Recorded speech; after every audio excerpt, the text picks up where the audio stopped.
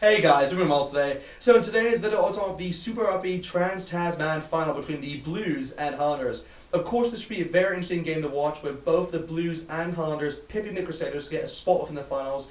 I mean, all three sides did have 23 points at the end of the day, but the Blues and Highlanders had a superior goal difference compared to the Crusaders. So for that reason, I mean, both of them obviously are in the final.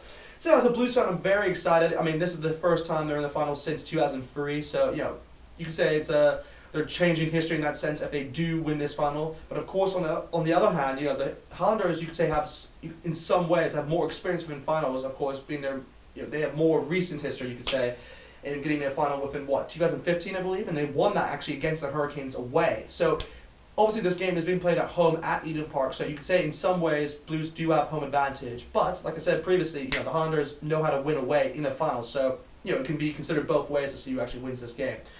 But other than that, we'll go into the lineups right now. So, of course, here is the lineups, of course, with both sides. I'll run them by you guys, and I'll tell you what I think about them, and I'll give my prediction right afterwards. So, of course, with the Blues, you do have the likes of Alex Hodgman at 1, Kurt Eckleman at 2, and Nepal at 3. So, I'd say a pretty good front row there, I'd say, for the Blues. I'm not going to say it's the strongest front row, because you do have the likes of Carlton Laffey, who could have, slotted within that one position, but, of course, he's on the bench. And you do have the likes of Offa who is injured at this point in time, which is unfortunate news. Of course, he won't be able to play for the All Blacks in the upcoming games. Most likely will play for them in the Bledisloe Cup games and obviously the Rugby Championship. But for now, obviously he's injured, so that's you could say a huge letdown in that sense. But of course, Nepal still a decent player, so it's not too big of a difference in my opinion. Anyway, moving on to the locks, you do have the likes of Patrick Tuipulotu, who of course is the captain for the Blues, and he's done very well recently, and his form has really picked up. But his partner in crime, Gerald Tuati, has really been, in my opinion, I'd say the most informed lock within this competition. You could say maybe he's tied, maybe with Tupelo Vala. I'd say both of them have done very well within this competition, but of course, getting into the final, I think that kind of pips him in that sense, and I think, he's even in conversation for an All Black call-up, so it's one of those which I just think he's done very well within that position. And hopefully both of those two are, you could say somewhat more decent, you could say, within those lineups. Obviously, I'm referring back to last week's game against the Western Force, wasn't the best. So that's definitely something that they'll have to improve if they want to actually win this game. So of course, with the loose forward trio, you do have the likes of Akira Ione, who's of course replacing Tom Robinson with an injury, which is kind of a setback in that sense. But of course, Akira Ione, he's a big player to bring on, so it's one of those which is not too much of a difference. But of course, you do have the likes of Dalton Papali'i at 7, and of course Hoskins Satutu at 8. So a very good loose forward trio to say the least, and should be very good within that breakdown for sure. So moving on to the backs, of course you do have the likes of Finlay Christie at 9 and Ortega Black at 10. So I'd say a pretty good 9-10 combination there. With their centres, you do have the likes of Rico Leone as well as TJ Fani, so a pretty good 12-13 combination there. I wouldn't say it's their best.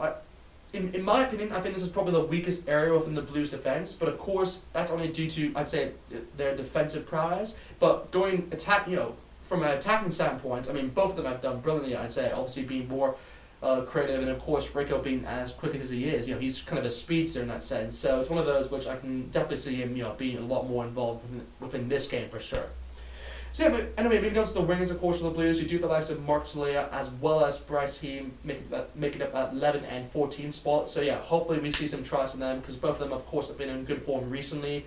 And for the last position, you do have the likes of Zoran Sullivan, who's done very well within that 15 spot, and hopefully he'll be able to continue his success, you could say, within his territory kicking, because territory is going to be very crucial in gaining within this particular game, of course, being the finals. So I think if he's able to maintain the form he's been in, I don't think the Blues will have any problem in winning territory within this game.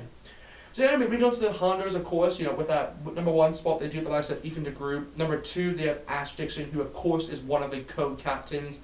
And at 3, they do have the likes of Takalahi. So I'd say overall it's a pretty good front row, and they can definitely challenge the Blues front row.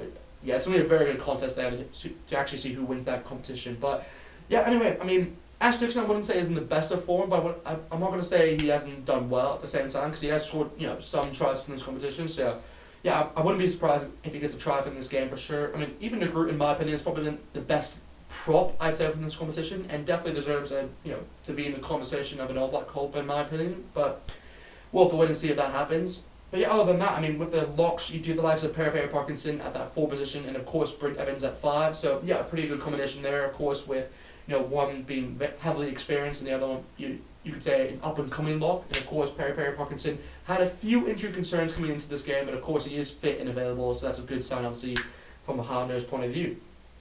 So anyway, moving on to the loose forwards for the Highlanders, you do have the likes of, Hugh Renton at 6, you have the likes of, Billy Harmon at 7, and of course, Kazuki Himeno at 8. So I'd say a very good loose forward trio there. I mean, yeah, Kazuki Himeno is probably the one to watch players within that loose forward trio in particular. I mean, he's just been brilliant for the Highlanders since he's joined, and yeah, he's at work. He does a lot of work for the Highlanders within that front row. So yeah, hopefully he can just not front row, but as a forward pack, he does a lot of work. So yeah, hopefully he can just continue his success really. So then moving on to the backs, of course, for the Highlanders, you do have the likes of Aaron Smith being the other co-captain, of course, and he's just been in sensational form recently for the Highlanders. So yeah, hopefully he just continues his form, and yeah. At this point in time, I actually think he's the world's best scrum half. So it's one of those which, at his age, it's one of those you don't expect. At the same time, it's Aaron Smith though, so you kind of expect it. So, yeah, of course, at the 10 spot, you do the likes of Mitch Hunt. So it's a pretty good 9-10 combination to say the least. So then moving on to the centres, obviously for the Highlanders, you do the likes of Scott Gregory as well as Michael Collins. So yeah, a pretty good combination. And yeah, I'd say Scott Gregory is definitely the ones to watch out for. I'd say for the Highlanders within that back line. He's been brilliant to say the least, since he's kind of transitioned within that centre spot, and yeah, he'll be definitely a threat going forward because he's scored a lot of tries from this competition.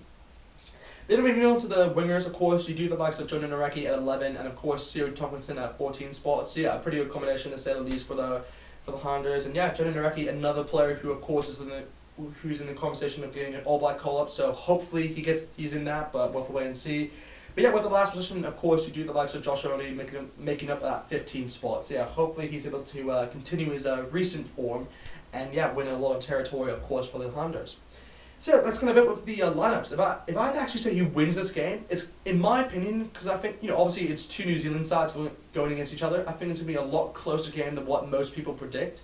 So for that reason, I think the Blues can actually win this game. But I think it's going to be a very close scoreline. So I think for that reason, I only think they'll win this game by at least 2 points. So I think the scoreline will be at least 20 points to 18 in my opinion. I think 20 points to 18 is a good scoreline, and I think it's going to be very close in the margins. But we'll have to wait and see what happens. But yeah, other than that, just hope you guys have a good day. Definitely like, comment, subscribe, and yeah, I'll see you guys next time.